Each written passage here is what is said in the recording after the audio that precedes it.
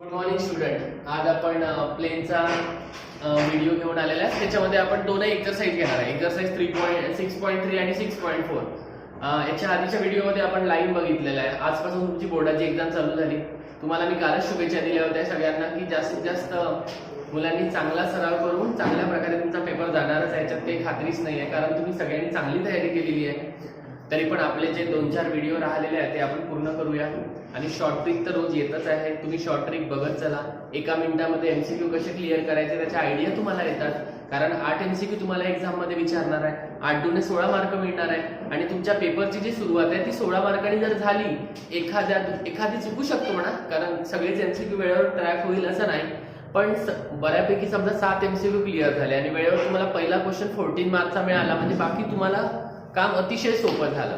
त्या दृष्टीने मी रोज short trick upload करत असतो. कधी 3 कधी 4, तर रोज सरासरी 4 असतात. तर आता आपण प्लेनला जास्त वेळ न देता आपण चालू करूया. प्लेन मध्ये कसं 3 इक्वेशन नॉर्मली जास्त आपल्याला यूज होतात जेव्हा आपण इक्वेशन ऑफ प्लेन शिकतो. आता नॉर्मल फॉर्म इथे पहा, त्यांनी कसं आहे नॉर्मल फॉर्म, लक्ष द्या. नॉर्मल फॉर्मची फक्त हिंट लक्षात ठेवा, बाकी काही नाही लक्षात ठेवायची गरज. नॉर्मल फॉर्मची हिंट काय आहे? r bar dot n cap is equal to p. n cap म्हणजे असते n bar upon magnitude of n bar. आलं लक्षात? हा झाला तुमचा नॉर्मल फॉर्म. तुम्हाला फक्त n कॅप काढायचा आहे, याच्यामध्ये पुट करायचं आहे, गणित संपलं. आता तुम्ही त्या स्टेजवर येऊन पोहोचले आहे की जिथे तुम्हाला पटपट ऍप्लिकेशन करता आल्या पाहिजे. तर तुम्हाला सगळ्यात पहिल्यांदा इथे मेन्शन करायचं आहे की इथे n बार किती आहे. तुम्हाला इथे दिसत असेल n बार ची व्हॅल्यू आहे 2i + j - 2k. इथे लिहायचं 2i + j - 2k. बरोबर का? आता आपण याचा मॅग्निट्यूड काढू. मॅग्निट्यूड जर काढलं, इथे येणार 2² + 1² आणि इथे येईल -2². याला कॅल्क्युलेशन मध्ये करा, आन्सर 9 येणार. हे 9 आलं म्हणजे हे आन्सर 3 आलं. बरोबर का? मग तुम्हाला माहिती आहे, तुम्हाला इथे n कॅपचा फॉर्म्युला माहिती असला पाहिजे, जो असते वेक्टर अपॉन मॅग्निट्यूड. कळलं? n बार किती आहे? n बार आहे इथे येणार 2i, इथे येणार j, इथे येणार -2k अपॉन 3. हे कोणाची व्हॅल्यू आहे? n कॅपची. मी तुम्हाला काय म्हणालो? फक्त n कॅपची व्हॅल्यू काढा, या फॉर्म्युल्यात पुट करा. p तुम्हाला 42 युनिट्स दिलेलाच आहे. इथे तुम्ही लिहून घ्यायचं p ची व्हॅल्यू ही 42 युनिट्स आहे. बरोबर का? आता फॉर्म्युला लिहा. We know that r bar dot n cap is equal to p. बरोबर? n कॅपची व्हॅल्यू ही आहे. r तसाच राहील. r बार डॉट काय वेक्टर तुमचा? वेक्टर आहे 2i + j - 2k अपॉन 3. कळलं? आणि इथे किती आहे? इथे आहे तुमचा 42. या 42 ला मल्टिप्लाय करा. 42 ला मल्टिप्लाय केलं r bar dot 2i + j - 2k is equal to 126. तर बघा स्टुडंट, हे जे तुम्हाला रिक्वायर्ड आन्सर मिळालं त्याला म्हणतात equation of plane of in normal form. इतकं सोपं आहे. आणि ते तुम्हाला काय आयडेंटिफाय करायचं आहे की जेव्हा तुम्हाला एक n बार दिला असते, त्याचं मॅग्निट्यूड काढायचं, त्याचा युनिट वेक्टर काढायचा आणि स्टँडर्ड फॉर्म्युल्यामध्ये पुट करायचं. कळलं? तुम्हाला सगळ्यांना कळलं असेल. आपण आता नेक्स्ट क्वेश्चन करू.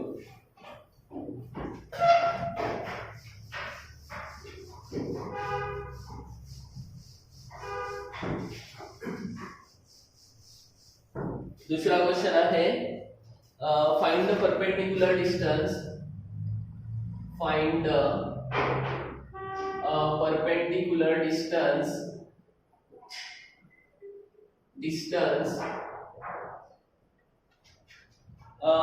of the origin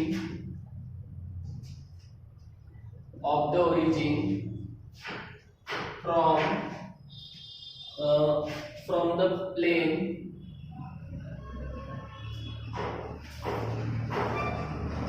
(6x - 2y + 3z किती आहे? -7 इक्वल टू 0.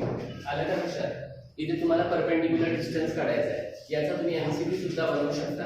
आता याच्यात काय करायचं आहे? याच्यामध्ये तुम्हाला करायचं आहे 6x - 2y + 3z -7 equal to 0.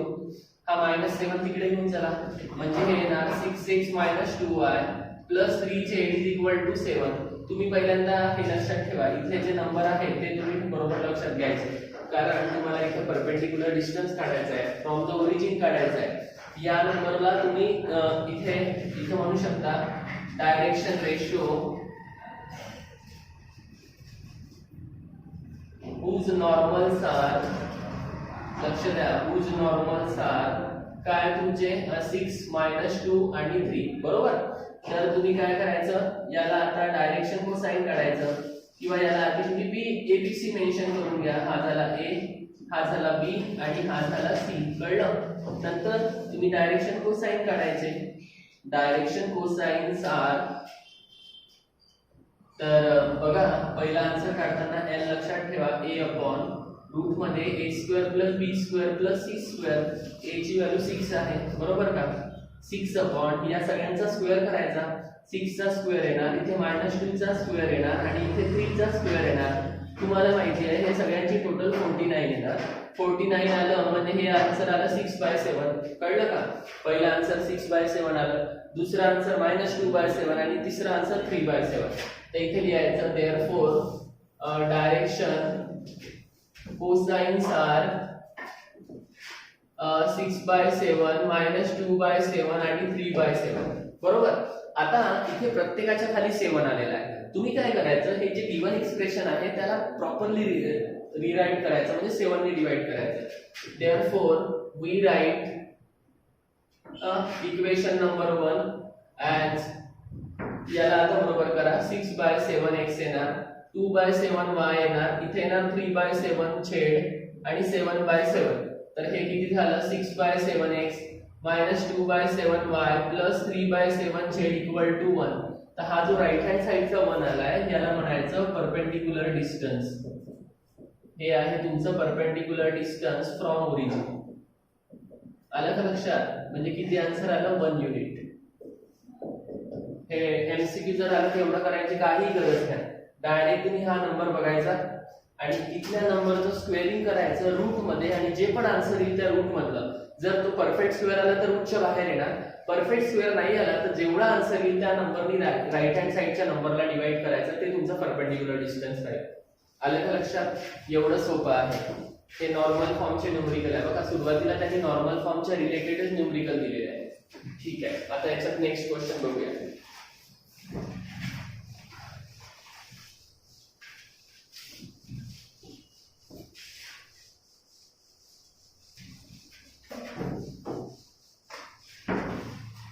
Next question आहे, reduce the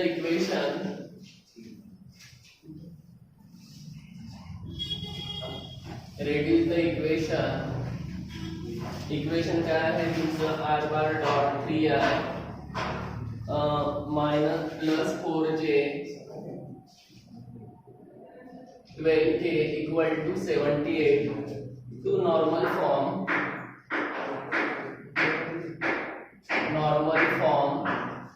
and hence find. त्यांनी काय म्हटलं, पहिल्यांदा काढायचं length of perpendicular from origin आणि direction cosine of the normal. Length of perpendicular from origin आणि दुसरा आहे डायरेक्शन कोसाइन ऑफ नॉर्मल. बघा फार काही अवघड क्वेश्चन नाहीये. असा क्वेश्चन जर आला तर कधी परवडतो. 2 मार्काला किंवा 3 मार्काला जेवढ्या पण क्वेश्चन मार्क लागेल. आधी तुम्ही मेन्शन करायचा जो दिलेला एक्सप्रेशन आहे. इथे ना 3i + 4j, इथे ना 12k = किती आला, 78 बरोबर. आता एक काम करायचं, तुम्ही काय करायचं, याला आधी नॉर्मल फॉर्म मध्ये कन्वर्ट करायचं. तर तुम्ही आधी मेन्शन करायचं, हा जो n बार आहे तो आहे 3i + 4j + 12k येणार बरोबर. नंतर तुम्ही त्याचं मॅग्निट्यूड काढायचं. मॅग्निट्यूड जर केलं तर इथे येणार 3² + 4² + 12². इथे येणार आन्सर 169. 169 हा कोणाचा स्क्वेअर आहे, 13 चा. म्हणजे हा r बार येणार इथे 3i cap + 4j cap + 12k cap upon 13 = 78/13. आलं का लक्षात. तुम्हाला आधी सांगितलेलं आहे तुमचं जे मॅग्निट्यूड आहे त्या नंबरने दोन्ही साइडला डिवाइड करायचं. तेवढं खूप महत्त्वाचं करा.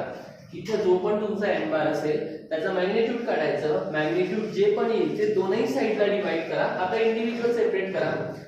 तर तुम्ही म्हणू शकता की हे जे आन्सर आलेलं आहे आर बार इथे येणार 3/13 आय कॅप, इकडे 4/13 जे कॅप, 4/13 जे कॅप, इकडे 12/13 के कॅप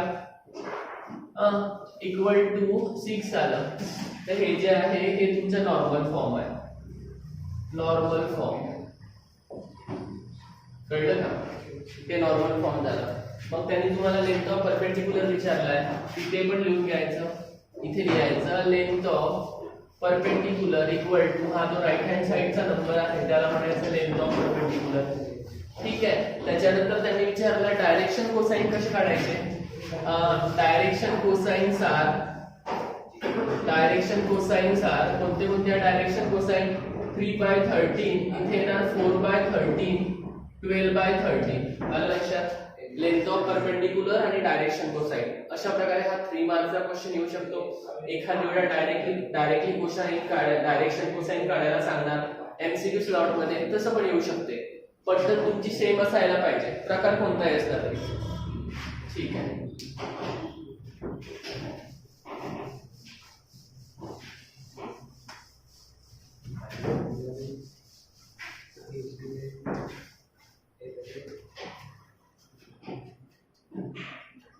आता तुम्हाला main vector equation of plane काढायचे आहे. ते तर फक्त नॉर्मल फॉर्म होते. इथे लिहिलं असते find vector equation of plane passing through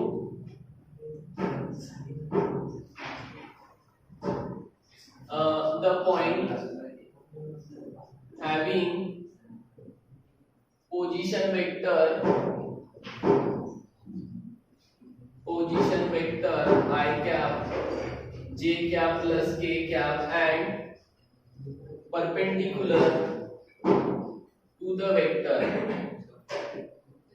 4i cap plus 5j cap plus 6k cap. आलं का लक्षात? बघा तुम्हाला इथे वेक्टर इक्वेशन काढायचं आहे. वेक्टर म्हटलं म्हणजे आयजे घ्यायला पाहिजे. आणि त्यांनी म्हटलेलं आहे पासिंग थ्रू अ पॉइंट. मी तुम्हाला आधी मेन्शन केलेलं आहे, लाईन असो की प्लेन असो, जिथे पण तुम्हाला पॉइंट गिवन असेल तर आठवणीने लक्षात ठेवा ए बार घ्यायचं. ए बार कशाला म्हणतात? ए बार म्हणतात I cap plus j cap plus K cap, याला ए बार म्हणायचा. आणि आठवणीने तुम्ही अभ्यास करताना लिहायचं की त्याला गिवन पॉइंट असेल तरच घेता येते. सोबत तुम्हाला एक वेक्टर दिला असेल जो परपेंडिक्युलर असेलच, त्याला तुम्ही एन बार घ्यायचं. हा झाला तुमचा 4i plus 5j plus 6k. कळलं का? हा जो पॉइंट होता त्याला तुम्ही ए बार घेतला आणि जो तुम्हाला परपेंडिक्युलर वेक्टर होता त्याला एन बार घेतला. आता तुम्हाला याचा फॉर्म्युला माहिती आहे. कधी जर तुमच्याकडे एक पॉइंट असेल आणि एक परपेंडिक्युलर वेक्टर असेल तर r bar dot n bar which is equal to a bar dot n bar, बरोबर का? तर इथे येणार r bar dot 4i plus 5j plus 6k equal to a ची व्हॅल्यू किती आहे? i plus j plus k dot इथे येणार 4i plus 5j plus 6k. आलं का लक्षात? तर आता हे तर असंच ठेवायचं. याच्यामध्ये एक रूल माहित पाहिजे, आय डॉट आय हा नेहमी 1 असतो. तो तुम्ही इथे मेन्शन करा, I dot I which is equal to 1, बरोबर? तर हे येणार r बार dot 4i plus 5j plus 6k. बघा जसा i डॉट आय 1 असते तेव्हा तसा j डॉट j पण 1 असते आणि तसा k डॉट k पण 1 असते. म्हणजे इथे आन्सर आला 4 प्लस 5 प्लस 6 म्हणजे आन्सर 15 आला, बरोबर? इथे लेफ्ट हँड साइडला 4i plus 5j plus 6k. आलं का लक्षात? हे अशा प्रकारे तुम्हाला वेक्टर इक्वेशन ऑफ प्लेन काढायचं आहे. कोणत्या कंडिशन मध्ये? Passing through a point and perpendicular to a vector, तेव्हा हा प्रकार करायचा. विशेषतः हा फॉर्म्युला आला. ठीक आहे.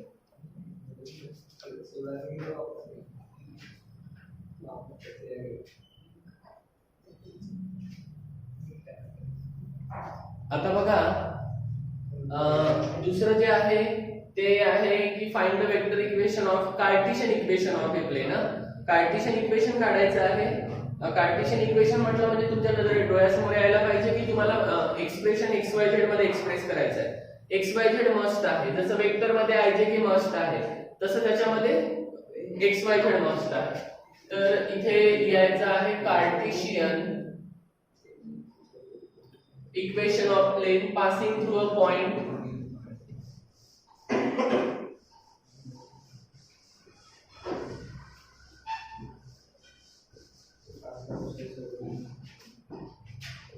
इथे येणार A, त्याचे कोऑर्डिनेट्स आहे -1, 2 आणि 3, बरोबर आहे. And the direction ratios whose normal are and direction ratios whose normal are normal काय आहे याचे 0, 2, 5, बरोबर आहे. तर हा जो आहे त्याला तुम्ही x1 y1 आणि z1 घ्यायचं आणि हे जे आहे त्याला तुम्ही abc घ्यायचं, कळलं का. तर आता जसं आपण घेतलं होतं सुरुवात तशीच होणार.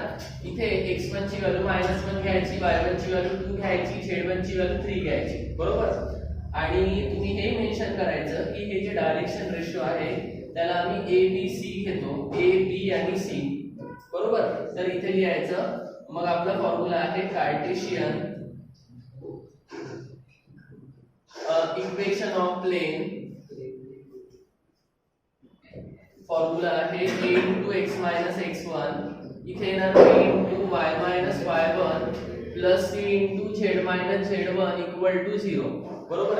तर हा आला a ची व्हॅल्यू 0 आहे, x मायनस म्हणजे +1 होणार. इथे b ची व्हॅल्यू 2 आहे, y -2 होणार. इथे c ची व्हॅल्यू 3 आहे, c ची व्हॅल्यू 5 आहे, हा z - 3 इक्वल टू 0. आता बघा इथे 0 असेल तर काही लिहायची गरज नाही, तुम्ही त्याला डायरेक्ट 2 नी मल्टिप्लाय करा, 2y - 4, ठीक. याला 5 नी मल्टिप्लाय करा, 5z किती 15 इक्वल टू 0. या दोन नंबरचं कॅल्क्युलेशन करा म्हणजे 2y + 5z - 19 इक्वल टू 0. हे तुम्ही काय लक्षात ठेवा. असं कोणतंही एक्सप्रेशन आलं ज्याच्यामध्ये x y z तिन्ही असायला पाहिजे, पण आता इथे a ची व्हॅल्यू 0 असल्यामुळे आपल्याकडे yz आहे. मागच्या वर्षीच्या एक्झाम मध्ये तुम्हाला कार्टेशियन इक्वेशन ऑफ प्लेन आलं होतं, तर तुम्हाला हे लक्षात ठेवायचं असं कोणतंही इक्वेशन आलं की या प्रकारे सोडवायचं, कळलं.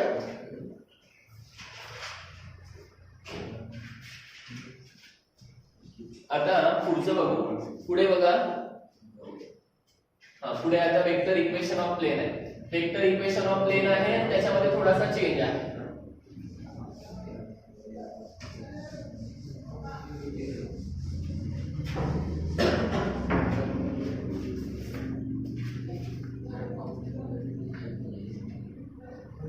Vector equation of plane passing through a point -2, 7, 5 and parallel to the vector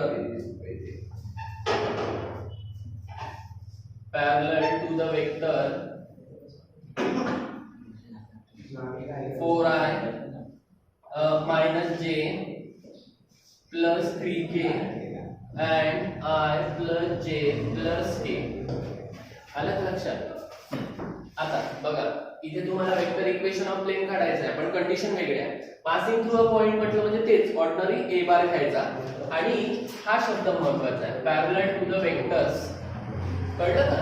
तर इथे जो तुमचा पासिंग थ्रू अ पॉइंट आहे त्याला a बार घेऊन टाका, -2i + 7j + 5k, हा a बार झाला. आणि तुम्हाला जे दिलेले वेक्टर्स आहेत त्याला b बार आणि c बार घ्यायचा. 4i - j + 3k हा एक झाला. दुसरा c बार आहे i bar + j bar + k बार, बरोबर. तर तुम्ही इथे b क्रॉस c काढा. b क्रॉस c जर घेतलं तिथे i येणार, j येणार आणि k येणार, कळलं. इथे येणार 4 - 1 आणि 3, इथे 1 1 आणि 1 येणार, बरोबर का. आता याला सिम्प्लिफाय करा. याला सिम्प्लिफाय केलं तर i आधी किती राहणार, i च्या सोबत i च्या सोबत म्हणजे -1 आणि -3. इथे j आधी किती राहणार, 4 इकडे येणार, 3 तिकडे जाणार. 4 - 3 इकडे k आधी ठेवा, इकडे 1 येणार आणि इकडे इकडे 4 येणार आणि इथे +1 येणार. तुमचा आन्सर किती आलं? -4 आहे मायनस जे प्लस 5k. हे कोणाचा आन्सर आहे? हे आन्सर आहे तुमचं क्रॉस प्रोडक्टचं. बघा देअरफॉर बी क्रॉस सी, येथे क्रॉस प्रोडक्ट आहे, हे त्याचा आन्सर आहे. आणि हा प्रकार कधी वापरायचा? हा प्रकार आता वापरू आपण.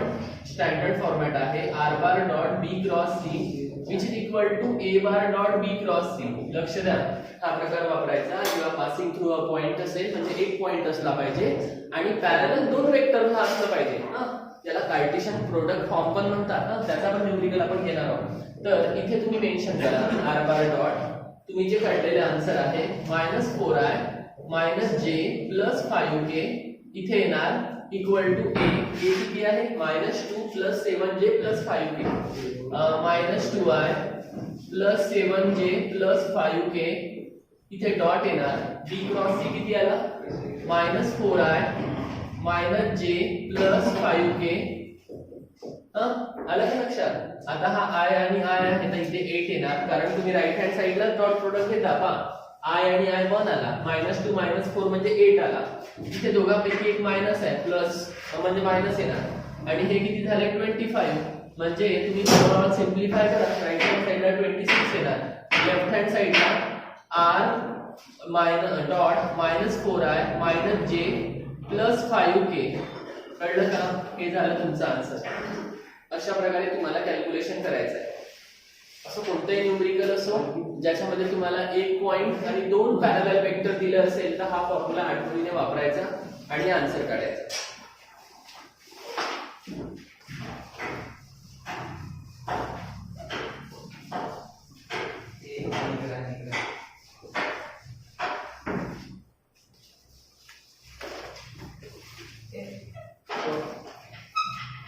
क्वेश्चन आहे find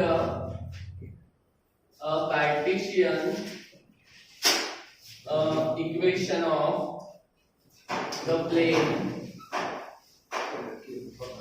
r bar is equal to 5i minus 2j minus 3k plus lambda I cap plus j cap plus k cap plus mu इथे येणार i minus 2j plus 3k. आलं का? ठीक आहे. बघा तुम्हाला पर्यंत असे येते की असे एक मोठे एक्सप्रेशन दिलं असणार आणि ते म्हणणार की तुम्हाला find the equation of the plane काढायचं आहे. तर तुम्ही काय करायचं, याला स्टँडर्ड इक्वेशन सोबत कंपेअर करायचं. इथे येणार a bar plus lambda times b mu into c बार. तर आता a बारची व्हॅल्यू आपल्याला कळली की जे इनिशियली वेक्टर जो दिलेला आहे तो a बार, ते इथे मेन्शन करा here a bar is equal to 5i minus 2j minus 3k. बरोबर. आणि b बार म्हणजे हा आणि c बार म्हणजे हा. तर इथे मेन्शन करायचं आल्सो इथे b bar which is equal to i cap j cap आणि k cap आणि c बार काय आहे? c बार आहे i minus 2j plus k cap. बरोबर का? तर इथे येणार b cross c equal to i cap j cap आणि k cap. बरोबर.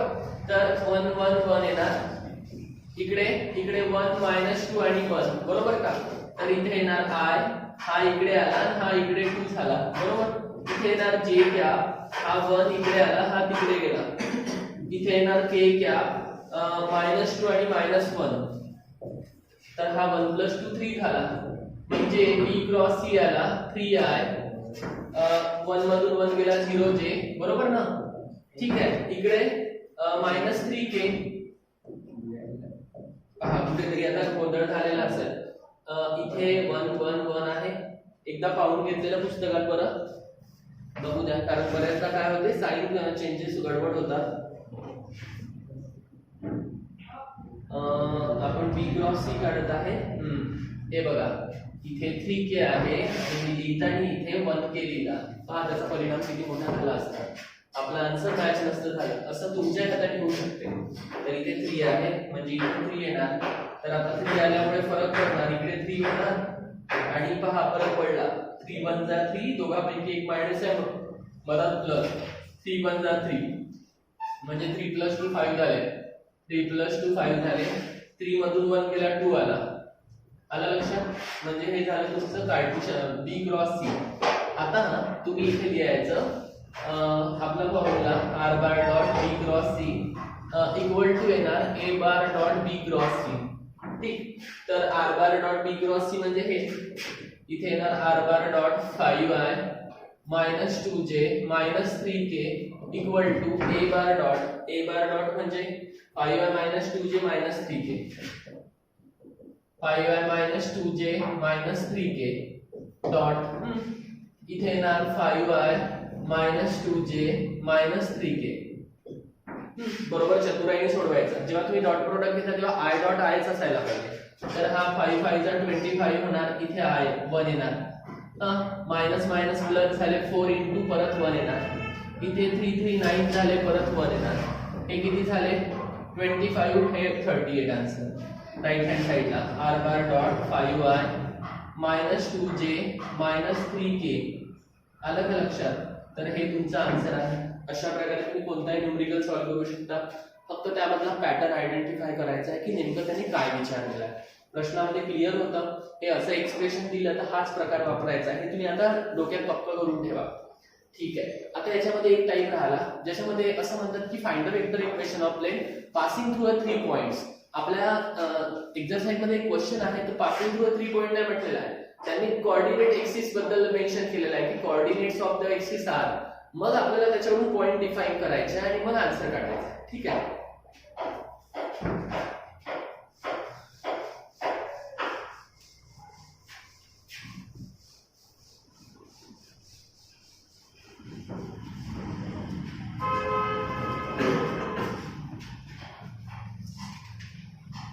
क्वेश्चन आहे find the vector equation of plane which make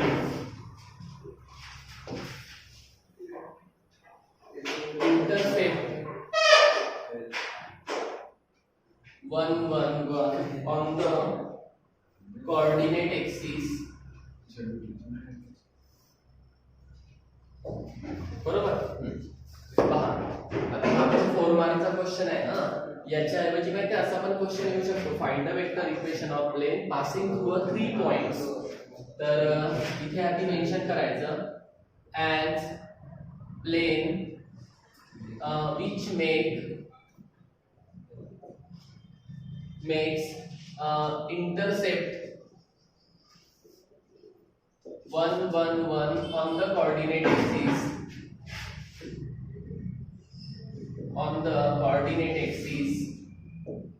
therefore plane passing through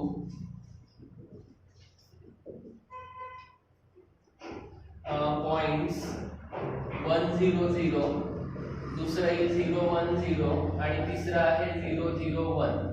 लक्षात ठेवा 3 कोऑर्डिनेट एक्सिस असतात. बरोबर आहे. पहिला कोणता x एक्सिस, दुसरा आहे y एक्सिस आणि तिसरा आहे z एक्सिस. आता हे लक्षात आणा की जर x एक्सिस ला कट करत असेल तर y आणि z कोऑर्डिनेट 0 घ्यायचे, जर y एक्सिस ला कट करत असेल तर x आणि y z कोऑर्डिनेट 0 घ्यायचे आणि z एक्सिस ला कट करत असेल तर x आणि y कोऑर्डिनेट 0 घ्यायचे. हे तुम्हाला चतुराईने अप्लाय करायचं आहे आणि बऱ्याच प्रश्नामध्ये स्वतःहून 3 पॉइंट दिले राहिले तर मग तुम्ही सिम्प्लिफाय करायचं.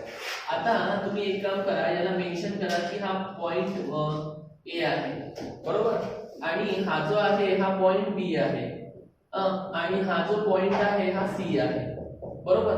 आता तुम्ही काय करायचं, AB काढायचा. AB इज इक्वल टू आहे AB कसा काढला जातो B मायनस A. तर B मायनस A कसा काढतात, हा B याच्यातून A मायनस करायचा.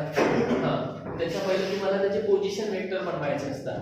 त्याचे पोझिशन वेक्टर बनवा. A बार म्हणजे एक I कॅप येणार कारण सिंगल एलिमेंट आहे ना.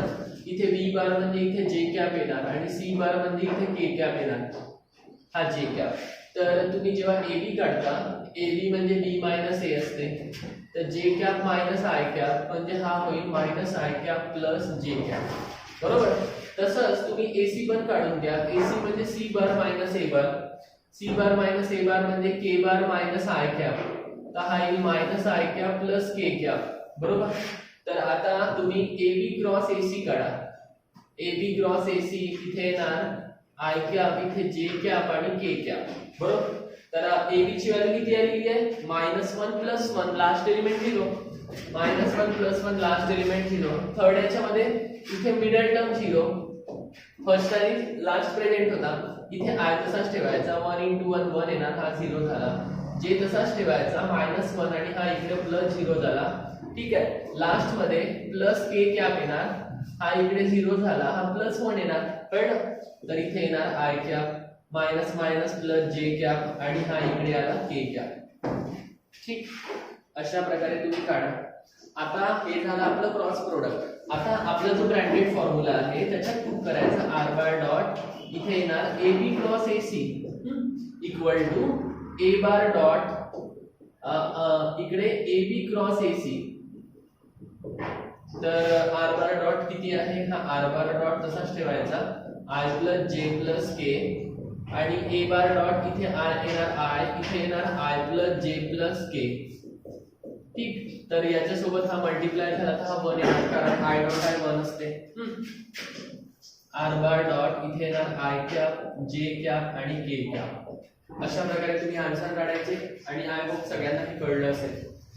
हे फर्स्ट एक्सरसाइज मध्ये ऑल ओव्हर एवढं आपण करू शकतो, कारण एवढं सहज आहे. करू शकतो म्हणजे हे एवढं माहिती असायला पाहिजे. छोटे मोठे गणित आहे ते तुम्ही सहज पाहू शकता, कारण ते याच्याच बॅकग्राऊंड मधले आहे. तर आता हे अशा प्रकारे 6.3 संपलं. स्टुडंट, मी तुम्हाला म्हटल्याप्रमाणे 6.4 पण आपण सोबतच घेणार आहोत, कारण 6.4 सोबत घेणं गरजेचं आहे. कारण दोनही प्लेन एकत्र झाले म्हणजे बरं राहते, अभ्यास करायला पण सोपं जाते आणि समजायला पण सोपं जाते. आता फोर्थ मध्ये कसं आहे की तुम्हाला अँगल्स बद्दल पहिल्यांदा म्हटलेलं आहे. Angle between the plane, angle between the line and plane, show that lines are a coplanar, हे असं वगैरे आहे. Lines are a coplanar. बघा, ऍक्च्युली आता आपण जसं म्हणालो होतो ना की आता आपण अँगल बिटवीन द प्लेन्सचे क्वेश्चन करू. 6.4 चा पोर्शन आहे ना, तर आता आपण ते चालू करू. तुम्हाला ना फक्त हा एक फॉर्म्युला लक्षात ठेवा, याला ऍक्च्युली असं मॉड्युलस मध्ये, कारण आन्सर प्लस आला पाहिजे ना म्हणून. तर इथे दोन प्लेन दिले असतात, तुम्हाला फक्त हे एवढं माहिती पाहिजे, r bar dot n1 bar sorry r dot n1 bar is equal to p1, हा एक प्लेन झाला. दूसरा प्लेन आहे r bar dot n2 bar is equal to p2, दूसरा प्लेन झाला. तर इथे लिहायचं here n1 bar equal to हा i cap plus j cap plus 2k cap. ठीक, इथे येणार n2 bar is equal to 2i minus j plus k, इथे येणार 2i मायनस जे प्लस के. पटलं का? हे सगळं लक्षात ठेवायचं आहे. आता काय करणार आहे तुम्ही? आता तुम्हाला एक काम करायचं आहे. आता एक काम कोणतं करायचं आहे? पहिल्यांदा दोघांचा डॉट प्रोडक्ट काढा, नंतर काय करायचं, इंडिव्हिज्युअल मॅग्निट्यूड काढा आणि मग ब्रँडेड फॉर्म्युला सबस्टिट्यूट करा. तर इथे n1 bar dot n2 bar is equal to हे इकडे हे i cap plus j cap plus 2k cap dot 2i minus j plus k, इथे 2i मायनस जे प्लस के कॅप, बरोबर. तर याला आता सिम्प्लिफाय करा. आय डॉट आय म्हणजे इथे 2 × 1 येणार, इथे येणार 1 × -1 आणि इथे 2 × 1, कळलं ना? तर हा झाला 2 - 1 + 2 म्हणजे 3 येणार. 4 मधून 1 गेला तर परत इथे मॉड्युलस ऑफ n चे कॅप काढा, म्हणजे 1 चा स्क्वेअर 1 चा स्क्वेअर आणि 2 चा स्क्वेअर. तर 1 चा स्क्वेअर 1 चा स्क्वेअर आणि 2 चा स्क्वेअर. तर हे आन्सर झालं 6, बरोबर ना? 2 चा स्क्वेअर 4, 4 + 1 5, 5 + 1 6, हे डायरेक्ट करता येते. आणि इथे येणार n2 बार, इथे येणार 2 चा स्क्वेअर -1 चा स्क्वेअर आणि 1 चा स्क्वेअर. इथे 2 चा स्क्वेअर -1 चा स्क्वेअर आणि 1 चा स्क्वेअर. तर हे झाले टोटल √6. फॉर्म्युल्यामध्ये पुट करा. फॉर्म्युल्यामध्ये जर पुट केलं तर आपला फॉर्म्युला आहे cos थीटा. इथे येणार n1 बार डॉट n2 बार, इथे येणार magnitude of n1 bar into magnitude of n2 bar. n1 bar dot n2 बार म्हणजे 3 आला, 3 आला, हा √6 आला, हा √6 आला, म्हणजे हे 3/6 आला, म्हणजे आन्सर 1/2 आला. इथे येणार cos थीटा, cos थीटाचा आन्सर 1/2 आला. मग तुम्हाला काय आठवायचं आहे, तुम्हाला फक्त एवढं आठवायचं आहे की थीटाचा कोणता आन्सर असते जे कॉस साठी 1/2 येते. तर तुम्हाला माहिती असेल कॉस तुमचं π/3 हे 1/2 असते. म्हणजे तुम्हाला जो अँगल काढायला सांगितला आहे तो π/3 झाला किंवा तो तुमचा अँगल 60 डिग्री झाला. लक्षात ठेवा, एमसीक्यू वाला तर दोन्ही आन्सर माहित असायला पाहिजे, हे तुम्हाला गरजेचं आहे. कळलं? अशा प्रकारे जर तुम्हाला अँगल बिटवीन द प्लेन्स विचारलं तर तुम्ही एवढ्या सहज प्रकारे करू शकता. आय होप सगळ्यांना हे लक्षात आलं असेल. आता दुसरा जो क्वेश्चन आहे त्याच्यामध्ये तुम्हाला अँगल बिटवीन प्लेन आणि लाईन काढायचा आहे, बाकी काही नाही. ठीक आहे.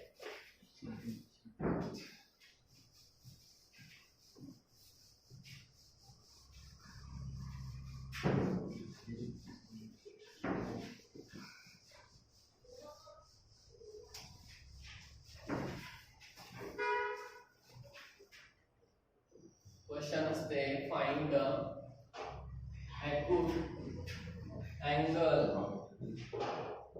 between the line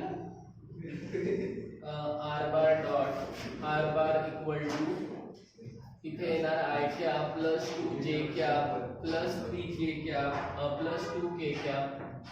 इथे येणार lambda 2i plus 3j minus 6k. आलं का? and इथे येणार and the plane r bar dot 2i minus j cap plus k cap equal to 0.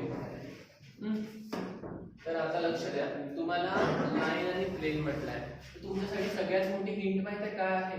Hint आहे sin theta is equal to b bar dot n bar upon magnitude of b bar magnitude of n bar. तुम्हाला हा formula माहिती असला पाहिजे, झाला answer. आता b बार साठी तुम्हाला लाईन माहिती असली पाहिजे. हे बघा, हे जे लाईन दिलेली आहे, तर तुम्हाला जे लाईन माहिती आहे ती अशी असते r bar is equal to a bar plus lambda time b bar. म्हणजे b बार जर तुम्हाला पाहिजे असेल तर तो कुणाच्या बाजूला असते? लॅम्बडाच्या बाजूला. म्हणजे तुम्ही इथे b बार काढू शकता. b बारचा आन्सर आला 2i plus 3j minus 6k. ठीक. आता सोबत तुम्हाला हे माहिती असते नॉर्मल इक्वेशन ऑफ प्लेन. तर n बार ची व्हॅल्यू किती झाली? n बार ची value 2i minus j plus k. तर इथे येणार n bar is equal to 2i minus j plus k. बरोबर? आता या दोघांचा डॉट प्रोडक्ट काढायचा. दोघांचा डॉट प्रोडक्ट काढा, नंतर इंडिव्हिज्युअल मॅग्निट्यूड काढा आणि याच्यामध्ये पुट करा. ठीक. तर इथे आपण n बार डॉट b बार तुम्ही मागे पुढे लिहिले तरी चालते, त्याला फरक पडत नाही. 2i minus j plus k. इथे येणार 2i minus j plus k dot इकडे b बार ची व्हॅल्यू किती आहे? b बार ची व्हॅल्यू आहे 2i plus 3j minus 6k. इथे येणार 2i plus 3j minus 6k. बरोबर? तर आता इथे पुट करा. 2 into 2 4 येणार, -1 into 3 -3 येणार आणि हा -6 येणार. कळलं? तर हे ओव्हरऑल करावं किती झाले? हे -7 झाले. बरोबर आहे का? 2 2 जा 4 -3 आणि -6. एकदा खात्री करून घेतलेलं बरं. नाही -5 होणार. असंच होते कधी कधी, मग नंबर मागे पुढे 4 मधून 3 गेले म्हणजे 1 राहिला, 1 मधून 6 गेला म्हणजे -5. तर हे कोणाचा आन्सर आहे? n डॉट b बार. आता काय करायचं आहे? आता तुम्हाला यांचे इंडिव्हिज्युअल मॅग्निट्यूड काढायचं आहे. इंडिव्हिज्युअल मॅग्निट्यूड मध्ये 2 चा स्क्वेअर -1 चा स्क्वेअर आणि 1 चा स्क्वेअर. इथे 2 चा स्क्वेअर -1 चा स्क्वेअर आणि 1 चा स्क्वेअर, हे आले √6. इकडे मॅग्निट्यूड ऑफ b बार, तर इथे पुट करा. b बार ची व्हॅल्यू किती आहे? 2k स्क्वेअर 3 स्क्वेअर आणि -6 स्क्वेअर. इथे आला 2 स्क्वेअर प्लस 3 स्क्वेअर आणि -6 स्क्वेअर. इथे 49 आलं, ज्याचा आन्सर किती आहे? 7. तर तुमचा आता फॉर्म्युला जो इथे वापरलेला आहे तो परत लिहा. इथे येणार sin theta equal to n bar dot b bar upon magnitude of n bar magnitude of b bar. तर n bar dot b dot equal to -5 येणार √6 into 7. तर इथे येणार sin theta equal to 5 upon 6√7. नाही 7√6. आलं का लक्षात? हे आन्सर काढून ठेवायचं आहे. अशा प्रकारे तुम्हाला angle between the line and plane कळलं असेल. म्हणजे फरक एवढाच आहे की sin थीटा एक लाईन असणार आणि एक प्लेन असणार. याच्यामध्ये अजून एक महत्त्वाचा क्वेश्चन आहे या एक्सरसाइज मध्ये, show that the lines are coplanar. तर तो एक क्वेश्चन आपण घेऊ.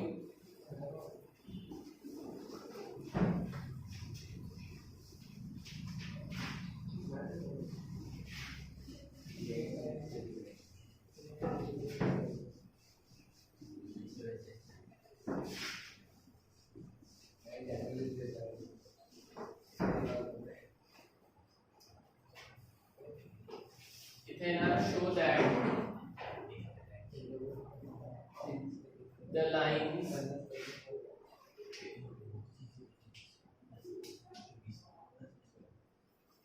show that line 2jk minus 3k plus lambda इथे येणार I plus 2j plus 3k k cap इथे a बार इथे येणार r bar equal to 2i plus 6j plus 3k cap इथे येणार mu 2i plus 3j इथे येणार 4k cap R coplanar. Find the equation of plane.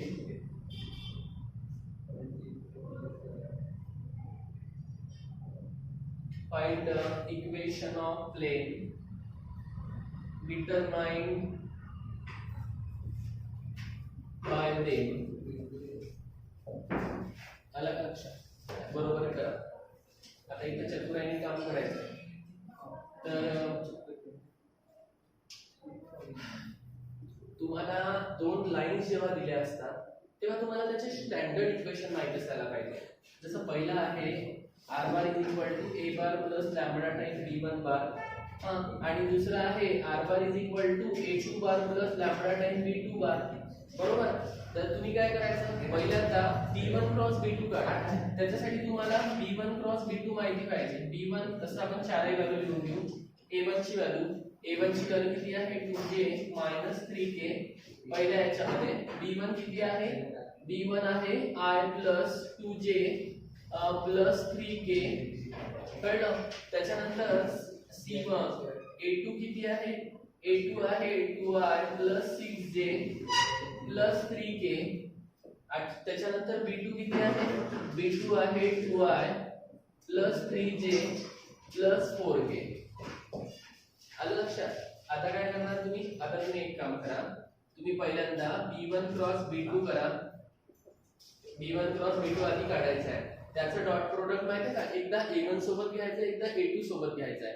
जर दोघांची answer सारखे आले तर म्हणायचं की गिव्हन लाईन सारं कोप्लेनर. म्हणून याला कंपेअर करताना स्टँडर्ड इक्वेशनच यायला पाहिजे. इथे येणार I कॅप इथे j कॅप आणि इथे k कॅप. तुम्हाला b1 क्रॉस b2 ची व्हॅल्यू b1 ची व्हॅल्यू 1 2 3 इथे येणार 2 3 4. बरोबर. तर इथे आता तुम्ही मेन्शन करा b1 cross b2 equal to I तसाच राहिला 4 2 जा 8 I तसाच इथे येणार 8 आणि 3 3 जा 9.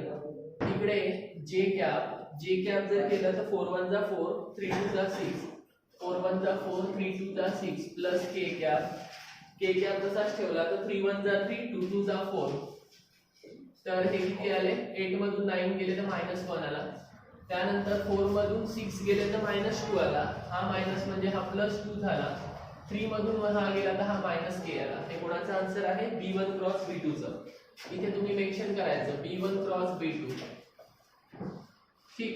तर इथे येणार a1 dot b1 cross b2. तर आन्सर येणार a1 चा आन्सर किती आहे 2j 3k 2j 3k dot b1 cross b2 -i plus 2j -i plus 2j k. ठीक. तर बघा इथे i ची टर्म नाहीये म्हणजे पहिली टर्म येणार नाही म्हणजे 0 येणार. 2 ने 2 ला मल्टिप्लाय केलं 4 येणार. हा मायनस मायनस प्लस म्हणजे 3 झाला. आन्सर 7. इक्वेशन नंबर किती आलं 1. जे काम तुम्ही a1 सोबत डॉट प्रोडक्ट घेऊन केलं तेच काम तुम्ही a2 सोबत डॉट प्रोडक्ट घेऊन करा. दोन्ही आन्सर सेम यायलाच पाहिजे कारण प्रश्नामध्ये शो दॅट म्हटलेला आहे. आता इथे येणार a2 बार डॉट b1 क्रॉस b2. इथे a2 ची व्हॅल्यू किती आहे a2 ची व्हॅल्यू आहे 2i plus 6j plus 3k.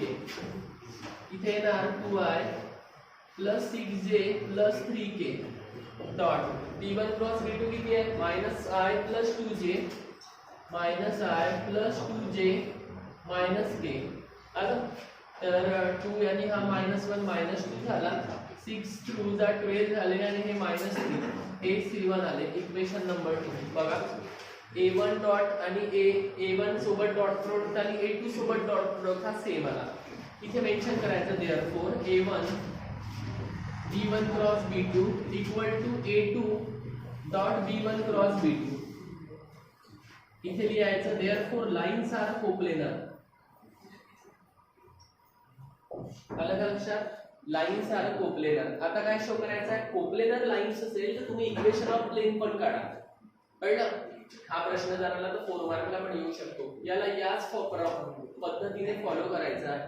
पहिल्यांदा लाईन कंपेअर करा, B1 क्रॉस B2 काढा, A1 सोबत डॉट प्रोडक्ट, A2 सोबत डॉट प्रोडक्ट, दोघांचे आन्सर सेम आले पाहिजे कारण शो दॅट म्हटलेलं आहे. ठीक. आता इक्वेशन ऑफ प्लेन काढू, ते फार सोपं आहे.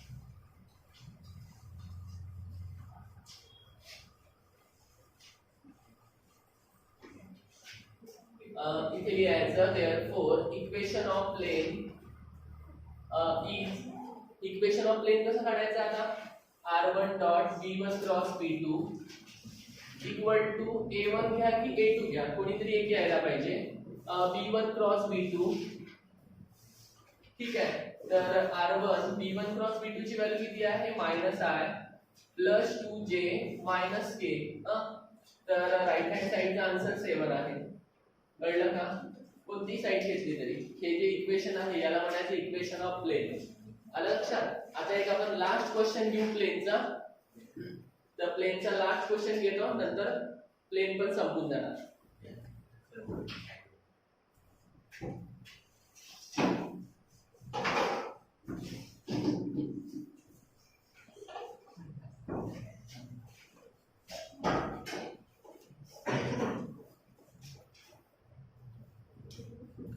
तर लास्ट क्वेश्चन आहे find the distance of the point 4i minus 3j plus k from the point,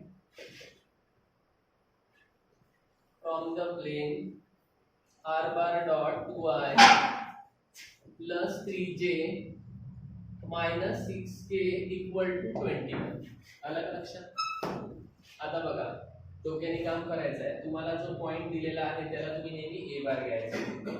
here a bar is equal to 4i minus 3j plus k. आलं का लक्षात? कुठेही असो पॉइंट असेल तर a बारच घ्यायचं, आणि जो तुम्हाला वेक्टर दिलेला आहे त्याला n बार घ्यायचा, आणि इथे n बार घ्यायचा. हा जो वेक्टर दिलेला r बार सोबत इथे ना 2i plus 3j minus 6k, आणि तो जो तुम्ही वेक्टर घेतलेला आहे त्याला तुम्ही मॅग्निट्यूड घ्यायचं. कळलं? मॅग्निट्यूड घेतलं तर तुम्ही ना 2 चा स्क्वेअर, 3 चा स्क्वेअर आणि मायनस 6 चा स्क्वेअर हे सगळ्यांची ऍडिशन करा. 49 येते, तो 7 चा स्क्वेअर आहे. देअरफॉर डिस्टन्स, आणि परत एक गोष्ट दिली आहे ते p ची व्हॅल्यू. p ची व्हॅल्यू किती दिली आहे? 21. बऱ्याचशा मुलांना डाऊट येईल की आपण सिलेक्ट कसं करतो. r bar dot n bar is equal to p. तर बघा, हा झाला n बार आणि हा झाला p. कळलं? तर आपला फॉर्म्युला असते, फॉर्म्युला आहे distance from the origin equal to r bar dot n bar minus p upon magnitude of n bar. Sorry, r bar dot n bar a bar dot n bar minus p upon magnitude of n bar. तर आता काय करायचं आहे? आता तुम्हाला एक काम करायचं आहे, दोघांचं डॉट प्रोडक्ट काढायचं आहे. तर डॉट प्रोडक्ट काढून घेऊ आपण. डॉट प्रोडक्ट किती येणार? 4i minus 3j plus k, 4i minus 3j plus k dot. आता आहे 2i plus 3j minus 6k. इथे ना 2i plus 3j minus 6k. कळलं का? तर आता मल्टिप्लाय करा. 4 2 चा 8, i डॉट i1 असते. हा झाला मायनस लाईन, कारण 3 3 चा हा मायनस 6. तर हे आन्सर किती आलं? हे आन्सर आलं -7. बरोबर? सिम्प्लिफाय केलेलं. आता इथे पुट करा.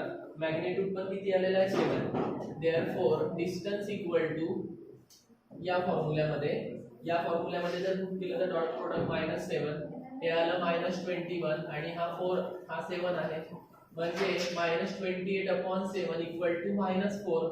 डिस्टन्स कधी पण प्लस येणार, म्हणजे 4 युनिट झालं. अशा प्रकारे स्टुडंट आपला प्लेन लेसन संपला. सगळ्यांना याचा फायदा होईल अशाच प्रकारे आपण तुम्हाला उपलब्ध करून देतो. सगळ्यांनी त्याचा फायदा घ्या आणि इतरांना सुद्धा सांगा. थँक्यू.